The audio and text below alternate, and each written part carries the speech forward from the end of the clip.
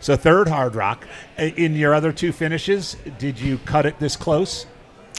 No. I finished 10 hours earlier, I think, in those two.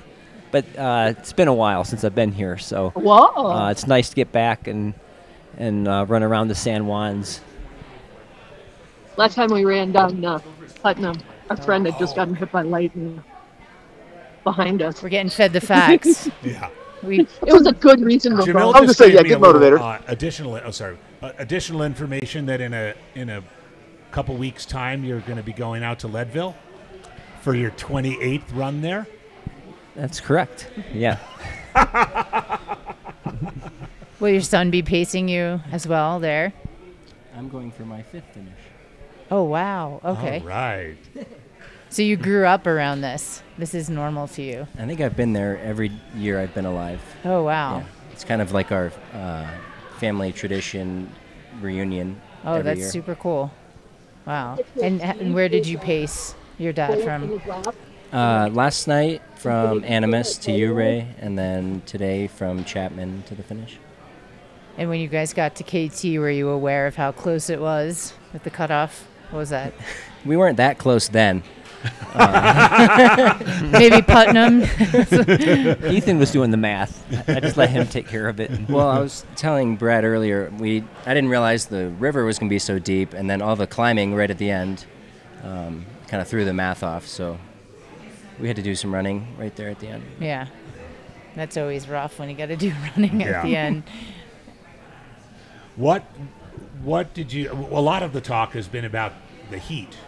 I dubbed the race Hardrock this year. How'd the heat affect you? Climbing handies, I ran out of water at Bonks, and somehow scrambled to the top and down and up to Animas, and that was probably the low point of the race for me. And so I had to spend a little time there to get hydrated and get some food in me and shuffle on back out on the course.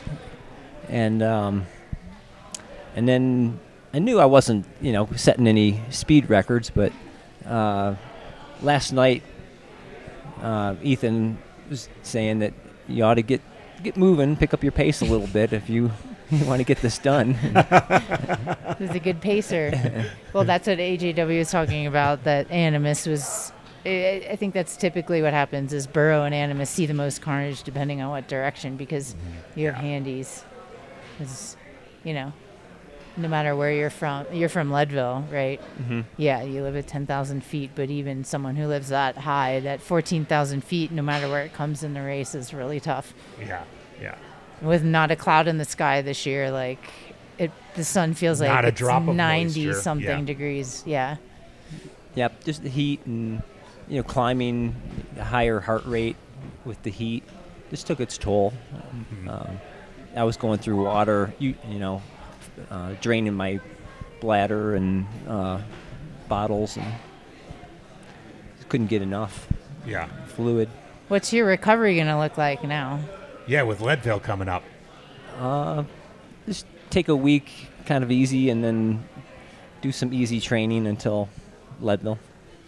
Courtney DeWalter eats a lot of ice cream. Will you be trying that strategy? Some ice? Ice cream. Ice cream. She eats a lot of ice cream. Yeah, that sounds good. Okay. It worked for her. Ethan, I've had my sons pace me a bunch, especially as I've gotten older. Did you have any moments out there where you're like, we might not make it? It really didn't click until the last descent from Putnam. Pretty rocky and... Yeah, for the most part, I thought we had plenty of time, and we were moving well all night. But he's not the best downhiller, so we started getting a little slower. People kept going by, and all of a sudden, nobody else is passing us. I'm like, that's kind of weird. I feel like there should be more people out here. And there's still nobody when we're still going down a couple miles more. And I think I realized that we were going to be the last finisher before he kind of did, but You didn't tell me that. I was trying to be encouraging and keep it positive. Well, you're not the last. There's a virtual snail this year on the Map Progress that has been a big topic of conversation because you did a bit of leapfrogging with the snail and ultimately finished ahead of it. But it moves uphill and downhill at a steady 2.15 miles an hour, and you beat that. So. Yeah, we're talking to Dale about getting someone to dress up as a snail Just and sweep run the that course. pace next year. Yeah. Well, thank you for joining us. I know you probably want to start your recovery, maybe nap, but I would like to personally invite you to the depletion mile at 7 a.m. At the Silverton Visitor Center. It's in 36 minutes. You're already dressed to run. And it's going to be live It'll be live so. streamed. We're hoping to get a lot of people this year. It's been like a little tradition for a few people. Yeah, and we talked Pam Reed into it. She's finished just a little bit ahead of you. So She's game. she's game. So now a little bit of pressure. She's 62 years old, by the way, and just ran Western States, Badwater, and Hardrock within 20 days. So no pressure, but Maggie's been think about been pumping up this event for 2 days. yeah. You know, it's like Hard Rock 100 is just the prelude Oh, yeah. to the depletion mile. Yeah. I mean, there's a lot of lulls and opportunities to plug things because, you know, this is a 2-day race. If you get a chance Okay. when the dust settles, go ahead and look at the chat and the live stream during your finish. Man, you are getting some love out there. Yeah? Yeah. Okay. Oh, yeah. Especially your shorts. My Your shorts? Your long shorts. Oh. If people are loving the long shorts, I think they want to know where they can get them. And as a going for your 28th Leadville, you probably know a thing or two. Well, thanks a Yeah, lot, I'll check you it guys. out. Yeah. Appreciate it. Thanks for having us. Yeah, All right, thanks. great. Thanks.